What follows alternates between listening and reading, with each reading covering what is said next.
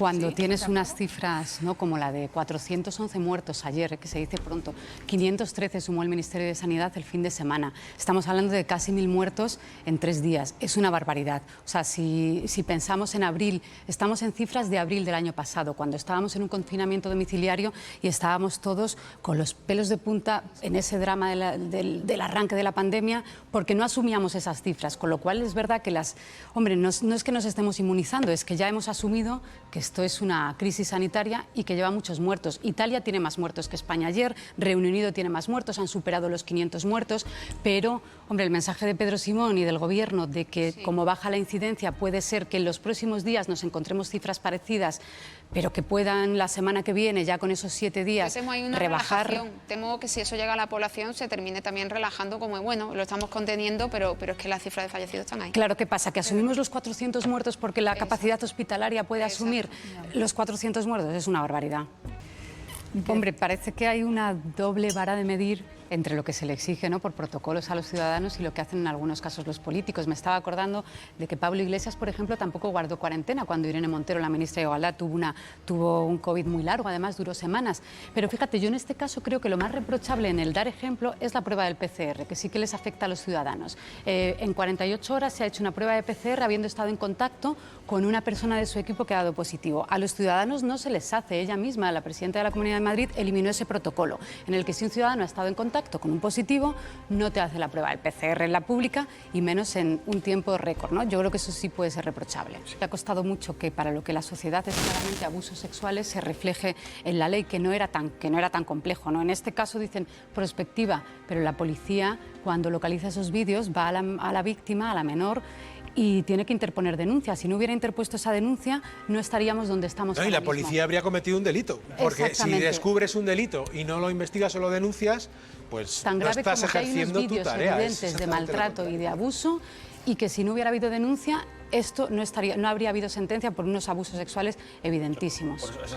La más dura fuera de los hospitales en este país son las colas del hambre, y unas colas del hambre que hemos visto desde muy principios del mes de abril, que habían pasado muy pocas semanas. A mí me cuesta creer que las administraciones públicas en este país, en un país de la Unión Europea, una economía importante de la Unión Europea, se pueda pasar hambre. Es que se me escapa la lógica, ¿no? Y que las administraciones no sean capaces de hacer todo este trabajo, porque no es solo el recoger la comida, es distribuirla también. En la crisis del 2008-2009 había colegios, había instituciones públicas que podían garantizar una comida al día, por ejemplo, a los niños, que es una cifra altísima, no recuerdo ahora mismo, niños que no comen en este país.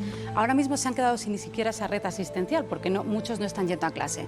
O sea, y esto va para largo. O sea, esto no acaba aquí. Va para largo, pero Estaba mirando las cifras, solo se ha tramitado, que no resuelto, el 34% de esos casi 800.000. Hombre, debería de ya la batalla política entre Escrivá y Pablo Iglesias debería de resolverse de alguna manera. Es verdad que el trámite es complejo, el trámite administrativo, pero estamos hablando de que han pasado 4 meses y si no, tiene que haber una solución intermedia para que todos los solicitantes reciban al menos de momento ese ingreso mínimo vital, y si no va a ser permanente en el tiempo, porque es un ingreso que hay que recordar que es permanente si la situación de la persona no cambia, por lo menos que sea permanente hasta que resuelvan el trámite administrativo o hasta que pase este año tan duro de pandemia. Esos trámites, Es que tiene mucho sentido estas medidas porque el ocio nocturno es de lo más difícil de salvar ahora mismo. Es decir, por más vueltas que le dan, ¿cómo transformas el ocio nocturno en una actividad que no...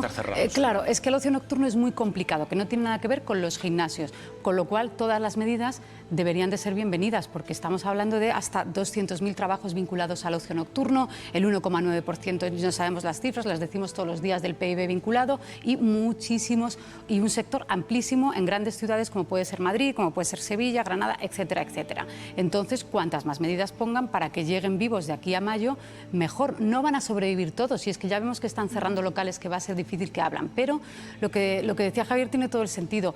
Una cosa es cerrar el ocio nocturno para reducir la movilidad, pero esos cierres indiscriminados que se han hecho al principio de la pandemia cada vez tienen menos sentido, porque ¿quién va a un gimnasio? También va gente mayor, gente que necesita rehabilitación, y yo en los gimnasios, no siendo muy usuaria, es verdad que si se cumplen las medidas sanitarias y de seguridad no tienen por qué estar cerrados de manera indiscriminada, claro. Los gimnasios dicen que Lo está poniendo muy difícil, es decir, no haber negociado o no haber conseguido visualizado ese sí de Ciudadanos antes del sí de Bildu, porque el sí de Bildu o la negociación con Bildu la iba a haber. Lo hubo durante el estado de alarma, pero acordaros de la polémica que hubo cuando se negoció la reforma laboral.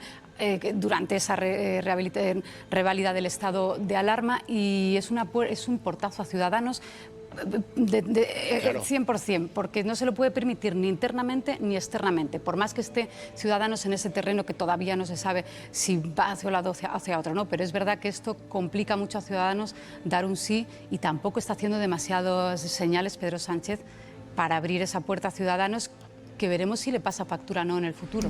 Pero vemos reacciones de Pablo Iglesias, ¿no? Pero ¿qué pensará la otra parte del gobierno? Pablo Iglesias siempre está cómodo, siempre ha estado cómodo y nunca ha rechazado. Acordaros que defendió la parte de Bildu.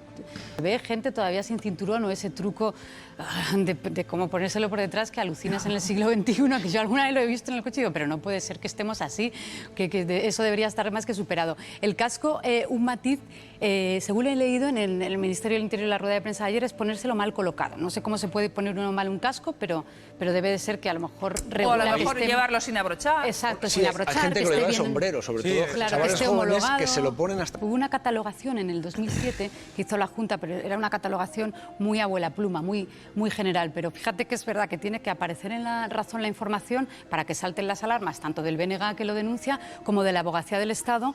Carmen Calvo dio esas declaraciones de que, le alertan de que puede haber un posible expolio y piden las medidas cautelares, que la jueza lo decretó esa misma mañana.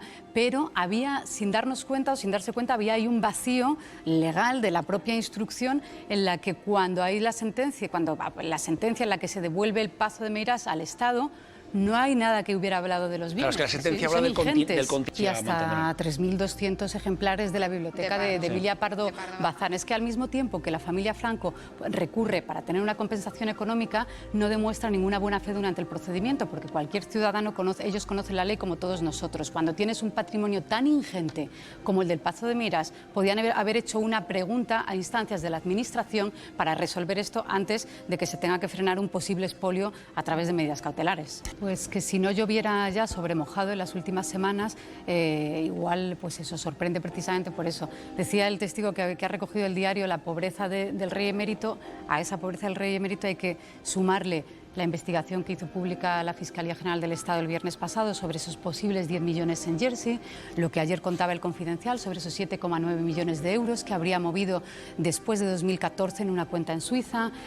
Una vez había perdido la inviolabilidad, los 65 millones de presunta comisión de la Bearameca, es decir, son ya muchas presuntas comisiones que lo que denotan es que puede haber una presunta operativa del rey emérito, a través de que sus gestiones se traducían en comisiones millonarias. Y ya no lo decimos solo los periodistas o testigos, lo apuntan varias investigaciones como la de Suiza o las de la Fiscalía General del Estado.